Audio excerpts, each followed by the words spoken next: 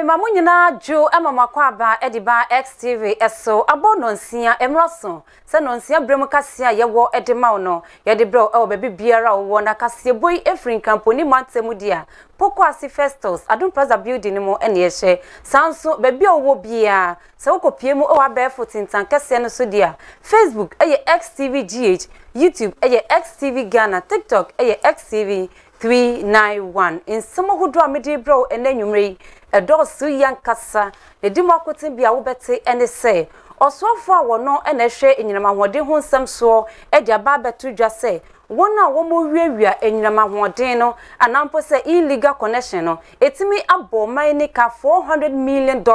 a chese wo chemu se prepen no on ba be fifi omani wo mo so mu a won behwe se mra na ubedi se na se fatankasa emuchiremo obete ewo kase eso na enu adanso e na bete odwa se mahimedwani a wogiremo di madihye omo asenot abaton peso so Supreme Court a hye se manenko gya ba bibiara embo ne ho eye mrane se wo ye mahimedwani na enum no mahimedwafo na bo se aloyafo a wo mo ekogina asem na no edi asem no NPP amanyuko na fense NDC amanyuko ni penifo no wo mo so ababe kasa emuchiremo obete ewo kase eso na efutu nso etimi akodi akwakoma imbebro mo wo mega na munyinara ese yesu wu sorry moma yema ehu emra faso emfa maye maye mfa nya insabro na afense no maye hwe se condom ebe short ewo man mu emuchiremo obete ewo kase eso nsem bi ka we hu na mede bro se enwumre no nsia kase abra agudie mu nsem so eba beka ho ede amawo Obaapa Mavis Akosua Atteh enimedin betwa me ho sema me ba mede kase boyi emu chechemu akasa edibem ho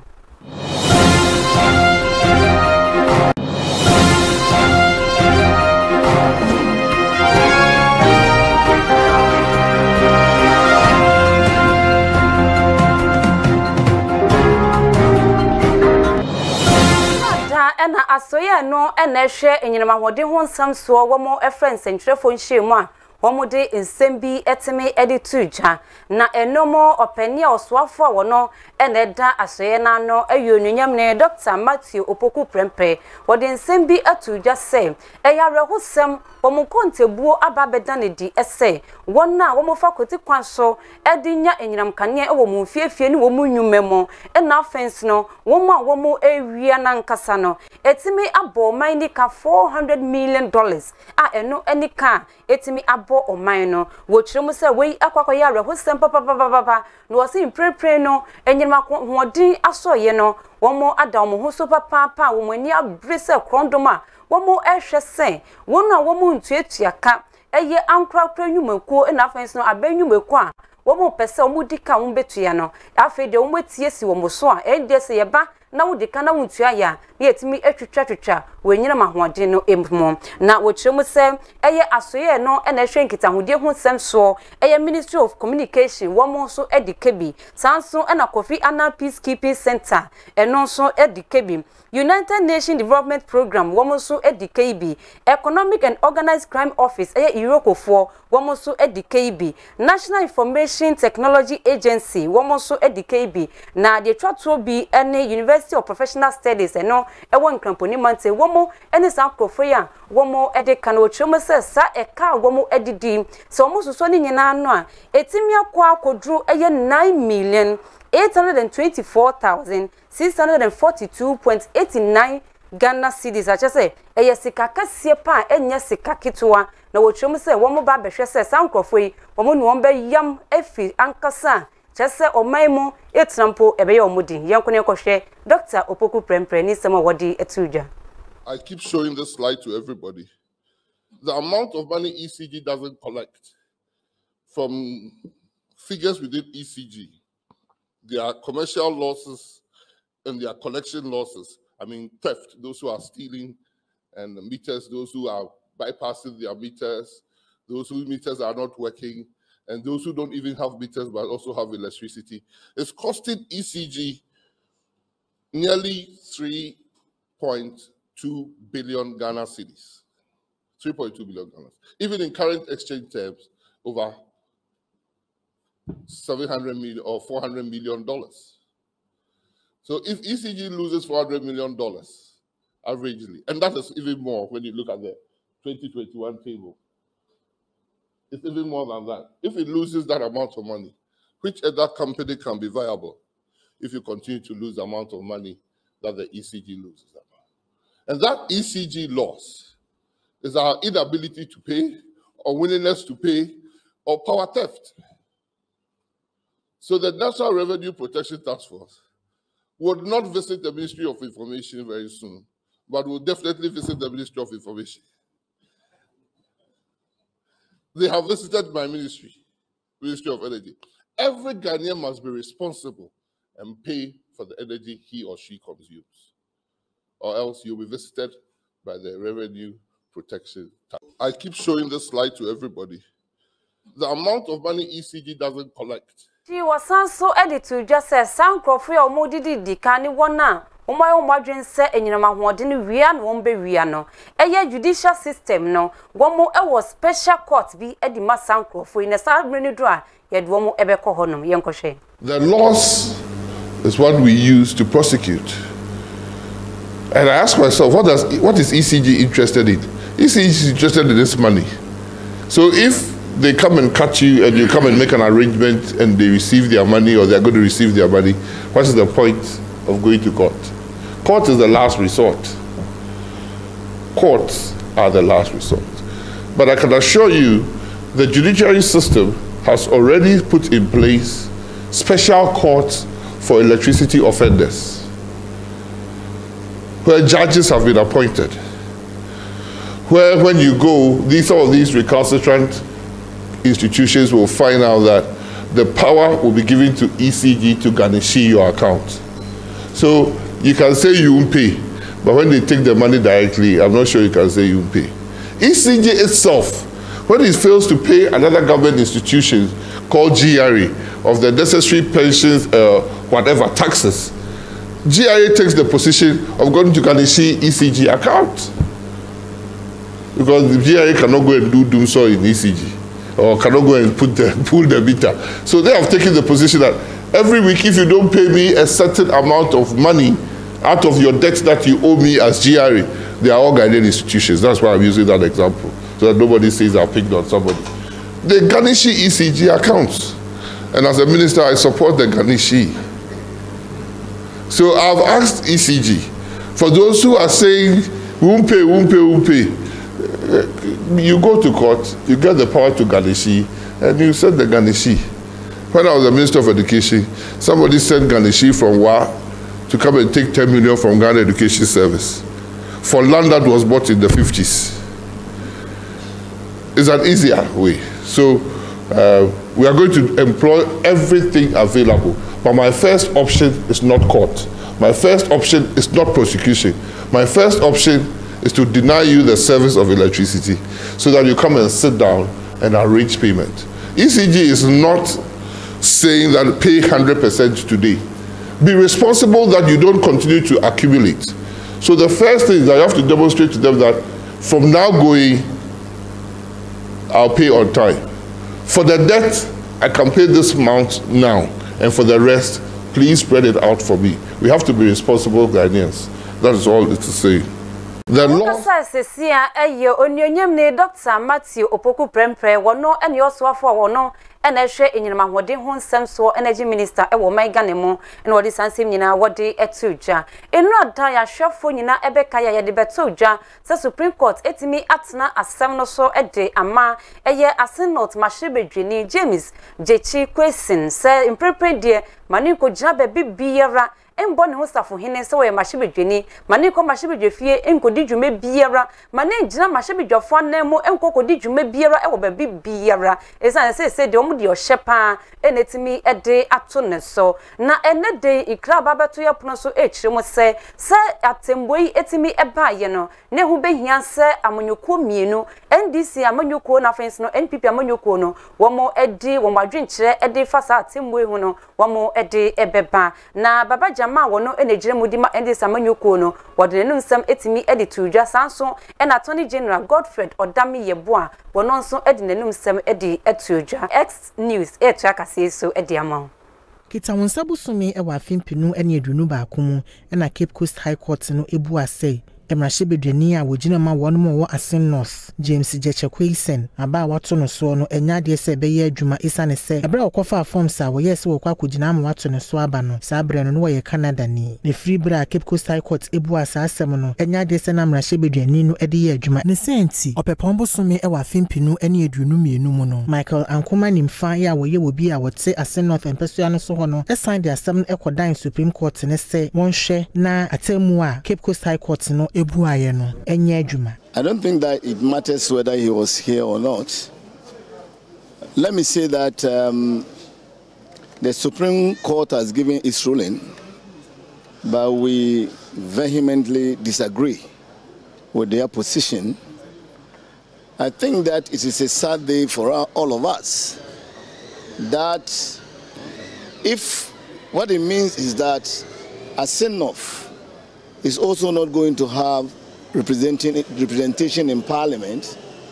for as long as this case lasts. That is a sad situation, because there are precedents in this country. We all remember the case in Attorney General Godfred Yabo Adame edi atuja se Electoral Commission na wo hu kwan sesesei no wode beto montene so Asen North emrahye bedwa akunya no abeda mpan ya ne sente hu behia se obeye by elections e wo honomo wode sansemi tudwa wa abra eni Supreme Court no ekwa asetena wo kwohye se Asen North emrahye bedwani James Jechekweisen woni hu kwan se wo komrahye bedwa mu ekwaye adwuma se emrahye bedwani biom. As the High Court that had early on held the seats for me, the people of Asen North will not be represented. And I think that we're not for all these legal gymnastics that have been employed by the lawyers for Asen North. Perhaps the by-election should have been conducted long ago. And I, in my view, saying that there should even nothing in the way of the Electoral Commission to declare the seat vacant. The High Court has ruled, given a judgment, determining the status of the gentleman as not qualified to have stood for election, and had actually cancelled the election conducted at in the Asen North constituency. And the Court of Appeal subsequently struck out this appeal for non-compliance with the rules of the Court of Appeal. So there's no appeal pending. And I think the way is clear. But of course, the Supreme Court has ordered an expedited hearing and determination of this matter. Yes, I believe that the Supreme Court hearing definitely will also affirm all the principles of law that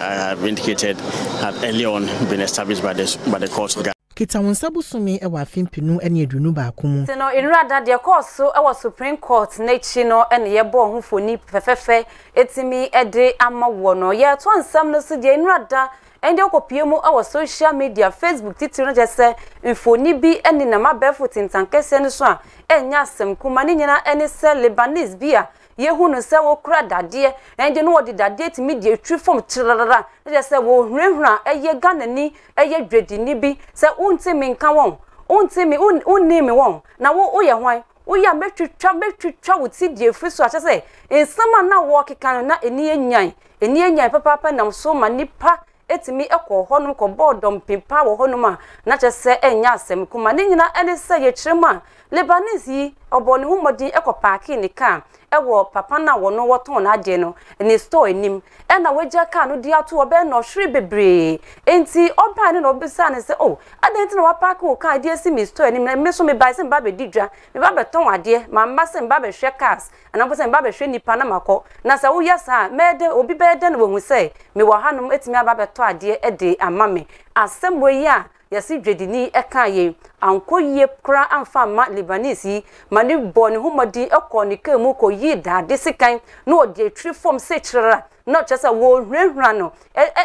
boni ntrene ankasa na enumu na police fo bom humodi wonwani ehu safoni bi pepepe ena IGP boni humodi wokoso papa yi mu wo mu chiremo imprempren no owo post fo akachia Oba post for etimi aye nsemu ihwehwemu wontimi frɛ wo manso entimi behwehwera Ghana ni otimemu ni ankasa no wontimi behwehwera no ɛwɔ no ankasa ni memu nti no post for si won betra wo nkyɛn mfa nye nsemu ihwehwemu na ne dey inkrabium asaba beto yepono so ekyiremu sɛ a post for ekyiremu sɛ nipa ye hwehwera no ayese trauma kakra etimi aka no nti no wo imprepe no omatimi edi no akɔ clinical psychologist sɛ wonko na wonko hwehwehwehwe na adwene mu na pomudin mu ne yenhwe se bibibia betimi akoyie pa ede amano enti no ebia na wani entimi ambo sa amfoni a medi ho adanse anampo se mi ka ho asemi ebia na wani amboso yenko ne nkohwe. Come on. Come on. Allow get you here. Come on. I beg. Come on. Fuck. Come on. Yeah. Why you take video? Come on. Come on. Allow get you here. Come on. I beg. Come on. Fuck. Come on. Yeah. Why you take video? Come on. Come on. Banis ne no e da ho ye se na wo tutu ne nsa se na wo bo ne ho mode odi dade no ehwehwura ebo eye adwedi ne no trene no ena yetimi ebo ho ede amawo awahwe bi no ye to nsem no so akwakopie mu e won nsem frefuru mo na etividu mantemo bia ho a bia ya ye frɛ ho zankole eno e wo yendi eye mensino emo etividu mantemo ababeto dwase nipa mako kron me no kase omotonanom e wonse do abra nipa nan so no omwepura didindin na ne nyina ene se wo mu echiremu a kamia ese nipa bonifo bi etimi abo eti ede ahye wo mo so ena wo mo ekunkun wo mo esanso wo mo wie no wo mo sanso etwa eye eja edi tukro no ma wo mo hye wo mo akese enye asem kuma no wo mo echiremu se beye enani nanseni ena wo mo chi nipa bonifo bi a wo mo so se wo mo ye am robbers na wo mo kun nipa mienu na kamia ese san krofo no wo mo nkrofo ena ti sa asem na anye wo mo da wo mo etu edi ahye eye adehye a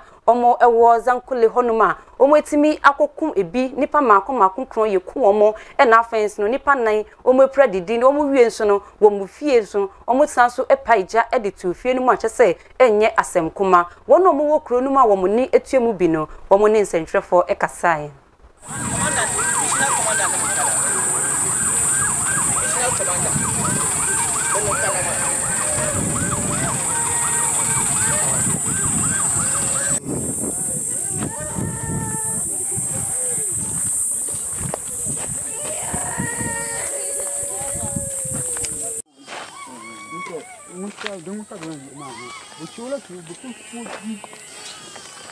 You know, this time is a fasting period, so we just took our fast and then we lie down in the room. Some of our brothers went to Yendi, so we are just lying down in the houses. Plenty of us are sleeping. So later I hear some women and children, they are running out of the house. So it made me wake up. So now I also came out and then we saw some cucumbers with full armies. They're all well armed. And then they started, when we just saw them, they started burning the Fulani people properties and then they started killing some of them. We even want to stop them, but the way we saw them with full arm, we have nothing to, we can't stop them without anything in your hand. So we just stand there and then watching them. They started killing some of the Fulani people trying to run away. Then they chased them,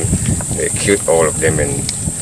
they even picked some of the motorbikes, some of the Fulani. Come and report to the community chief, and the community chief will hand it over to who? Why should we just come in as an attack, shooting people, burning houses? Look at the people that they kill like fowls. Why is it so? So if this Dagoma man should have retaliated because the animal belongs to him, it could have turned to different issue. Why is it going to be so? So we are appealing for the police people. We are appealing to the police to make sure that they shouldn't leave no stone unturned. They should try and investigate proper and apprehend those culprits, because they have picked some of the Fulani people motorbikes away. If it was a crime that the Fulani people committed, why should you come and pick their properties?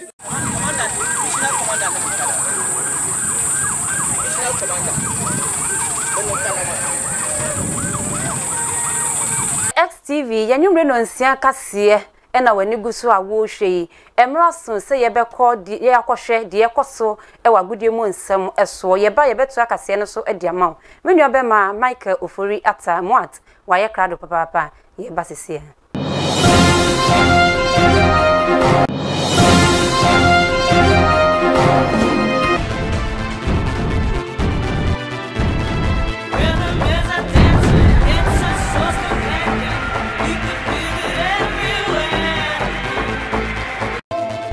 Akosua ohwe XTV no nsia kasebo ofa eduso no eya agopramaso nsem na Michael Ofori Atta Muat majebre no mede woko agopramaso na metimi ede emu nsem ni nyina no ede amawde na ye dan yani entemtem so ano ekwa mu ewo the Black Maidens Ghana emaya mako wonfie no enyendu edunso no me no ekase de enna no pay no omadane nwani afi oman Ghana mu ede wani ede akire Guinea Conakry wahin kru a nyame eya adoma eda memenda ena omutumi atwa eye Guinea aman no na omode FIFA eye World Cup eno so ebetodwa 2022 India aman ni mu no ena sa akensi no ebetumi akoso na nenope ya no eyade a Black Maidens emaya no etumi ebu won ketim akwakopiem ewo Kotoka International Airport awode wani ede akire eye oman Guinea mu ne yenhwe kwanya wofaso wokopiem ewo Kotoka na afi nso coach Baba Nuhu nsema ode tudwa na afi Euraba wofre no Aisha Georgina wo nyina no etumi akasa fa memenda akensi no yenhwe sene wosi ekopiem ewo ho.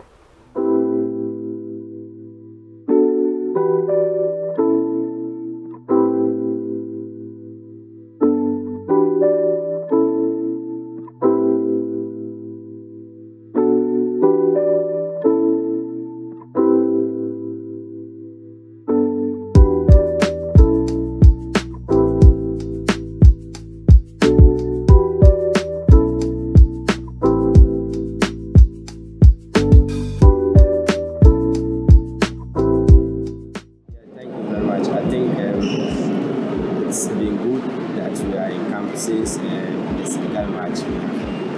have been together for some time now. And looking at the assignment ahead of us, we have to step up our preparation because Guinea qualifying from the previous hurdle to this level means that they are not also a bad side. So we have to also step up our preparation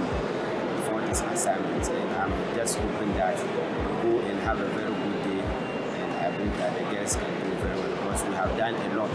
within these 3 weeks after the Senegal match, and I'm very optimistic that definitely once the day is very good for us, definitely we'll come back with a very good scoreline. Not so much from us, but we hoping that we'll go and have a very good scoreline coming back so that the second leg in Ghana here will not just be a mere format, but they will play well and then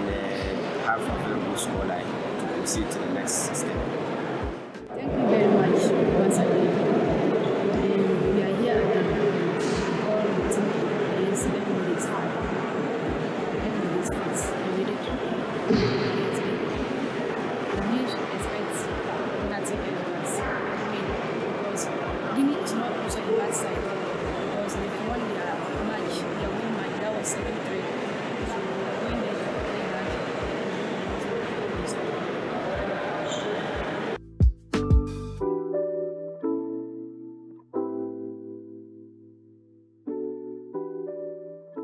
Maya Wendy Enfi Edunso no we ene okwanya wofaso omkopie mu ewo Kotoka ene no omabu won ketem edi wani edi akire Guinea Conakry memenda wani Guinea aman no edihia ewo eye World Cup ayonkofa anase World Cup qualifiers nimu na bibia so etumi akoso yemfi waso ye na yenko nkopie mu ewo MTN FA Cup no nyame adoma eno so matches ni bi enra etumi etutu dwa wo eye bechem no na nafosu gia Boss Park no ade bechem United echi Tamale City FC eshomeka enum ema won timu baako sabre kro na so no ewo eye doman hinkru no na Aduana Stars ache Accra House of eye King Faisal Boboku no etwameka no miensa omutumi etimu mienu ewo ho ema eniema ekonkan dem na Dreams FC so no eche Kotoku Royals ewo dewu etwameka mienu a omutimu baako ena nwumre no eyade Accra House of Folk so no egosoara eyade woni wonua no ma wo from Sky FC AC akan ewo eye Accra Sports Stadium channel so say eye Sky FC fuwe no na nka osi wakan ewo Daboa Kumase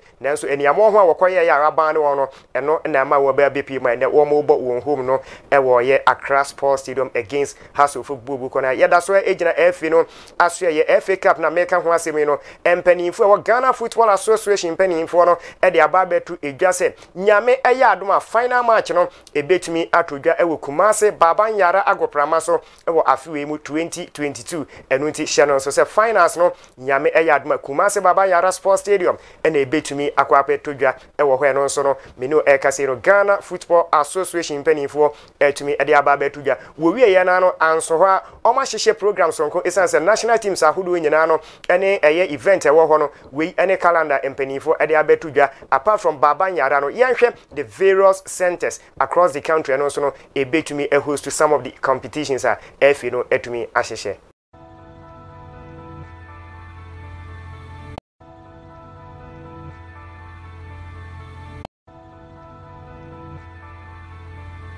Eno so no Eda Ghana Football Association penny for Asia yenti after say ombebo a final match of the FA Cup no e wo Kumase no ada a year regions ni na so no event a ombetumi host to any competitions ahodo no eno so no yetumi edi ni nyina edi ama wo XTV agudie mu nsem no so ne krakra na me sorry agudie mu nsem no so no enne enwumre UEFA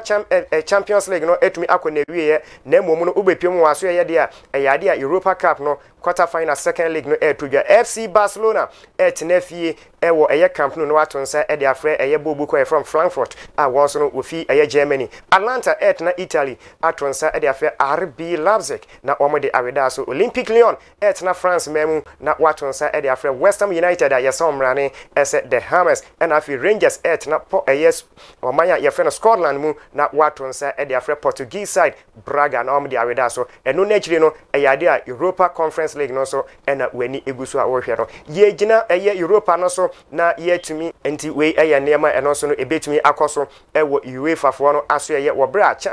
Champions League no quarter finals no akona wie ye no Europa and afi Conference League ni nyina no egusu a eno so no enenwumri second league quarter finals ni nyina no ebetumi atutudwa ewo Europe ansa na ye hu wona ebetumi enya akwanya ebekwa kopie mu ewo semi finals senior Champions League for no so no etumi akwa kopie ma aka eye 9 emu mienu ene benya akwanya akwa kopie mu finals no sa pepepe ena Europa League no ene Conference League no so no ebetumi akoso ewo UEFA for aso ye ni nyina no ye de ehonsem no edema ahwefo ehwe exports enwumre no nsia kase yebo no na agudie mu nsema ewum no na bibia so etumi akoso wano ewo waso ye ma yenjina eye UEFA Europa League any Conference League ni na so na enwumre no nsia kase yebo agudie nsema ewum no yentumi emfancy na dwumadie no enkai no entumi entra so nti yejina Europa de no so na ye de eye agudie mu nsema no ede asi ewo kase yebo no so na emom no bijemu ede ama menua ba Obaapa Mavis Atteh na watu aso ede kase yebo ni nyina no abanewie midin ede Michael Ofori Atta Moat.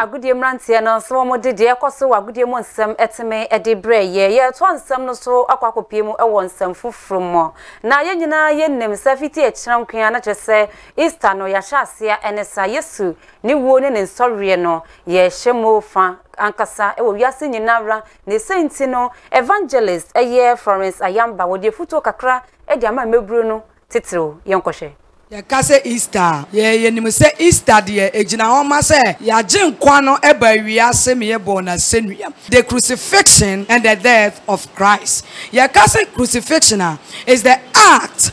of capital punishment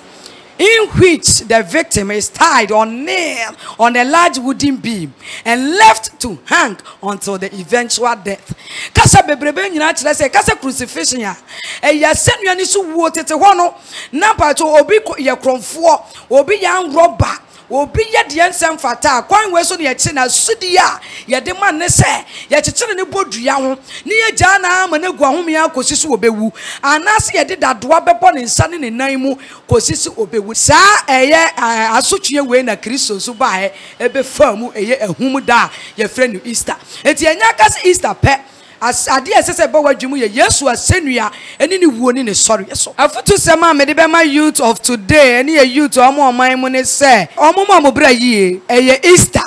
eti Easter men fa nko beach men fa nko clubhouse men fa nko bia ye enye men fa nya guess men ma condom shorto e won pa cho pharmacies men nya nsabro men fa wa bra bone nkote bia enyem youth of today no ye kwa na esi Yesu asenua no me pa cho Sunday man fa nko ye keep fit Empacho eye Friday so memfa mobra bobone ye nyina ye gime Kristo se wokwa de wonsum nyame a wo saa tituru ni mpo na nyame ebade ma wo eti bre awie duru se wo benya adwensacha wo ye youth a abrabo bia wo mu no Easter se wo firi mu nyina nu ho na wo pa mu ka obone wo nyame de becho ye ka se Easter ye nim se Easter de ejina no eye Florence Ayamba wono eye evangelist no wodi se futu we etime ediama mebu ntitru ye hwe na ye ndisu na betimi aboaye papa ye jane sameso na nwumre kase ye de bre wo no ye de nyina etimi esie wa ha ye de wasese wonya bre ni adaje na wo hwe ye uhume live dia eye Facebook XTVGH ne mom insem nyina ye wi ni nyina na ya bone nyina bede e YouTube na face no TikTok uko XTV Ghana ubenya e YouTube na ko piemu e TikTok nso dia eye XTV 391 medase mefa asida kese fama wona wo mugina camera nachi e de emame DJYX na face no faith womo enegina camera nachi e de mame abra lolo wono enetwa me editu mu Bismarck nso etan de chididi the executive producers na najwa sapoma na face no boss Samitu Iga womo and executive producers me producers fafali na face no Stephanie me dobi biara ase Obaapa Mavis Akosua Atteh enimidi wono mo bu aye makase itimi dru uchen no me da womo nyina ase me da wase emamo enihwe